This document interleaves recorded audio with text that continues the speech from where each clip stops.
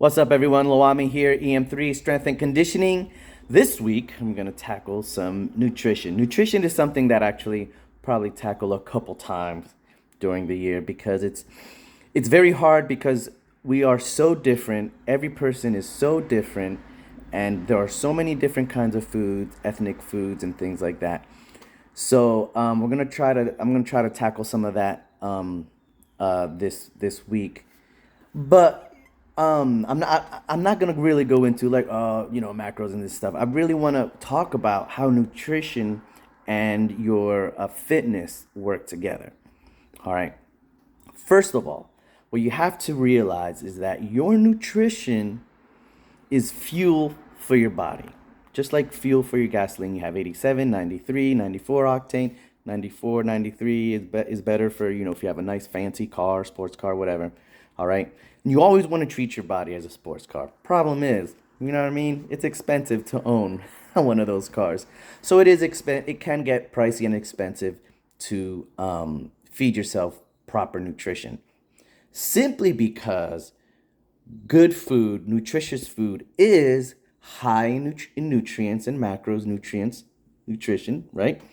But low in calories. Therefore, you get a good boost of all your vitamins, minerals, your macros, your carbs, fat, and all that. But the calories stay low, which means you're gonna be hungry sooner than later. All right. Sometimes eating the less nutrient packed food gives you the calories you need, maybe just to hold you over. And sometimes you have to decide if you need, for instance, if you're at work and you're not going to get another break for another 5 or 6 hours, maybe eating something with a little more caloric value is good. I'm not saying eat total trash, but something that can hold you over a little better is fine. But what I really want to emphasize in this video today is that your nutrition is the fuel for your body, yes, but it also fuels your exercise. All right. So if you eat well and don't exercise, it's kind of like putting high grade gasoline into your sports car or your Maybach or whatever, turning it on and just letting it idle until it runs out of gas. Filling it again, turning it on, letting it idle until it runs out of gas. All right. What you normally do is you put that gas in that car and you get on the highway or whatever and you go as fast as you can or whatever. You have fun with it. All right. You make the car work. So when you eat, all right, you are fueling your body to do the exercises. It's the exercise, all right, listen carefully. It's the exercising that causes the physiological and physical changes within. All right.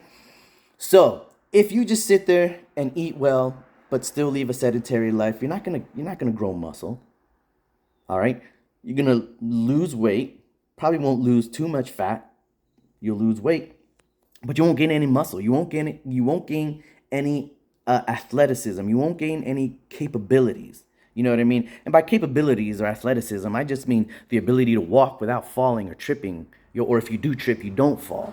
Or to be able to pick up and carry whatever it is that you need and need to do whatever during the day. That's the kind of athleticism. I'm talking about everyday athleticism, everyday capabilities. All right? Fuel your body, but also work your body, exercise. Otherwise, you will not reap the rewards of the nutrition that you're eating, of the good food that you're eating.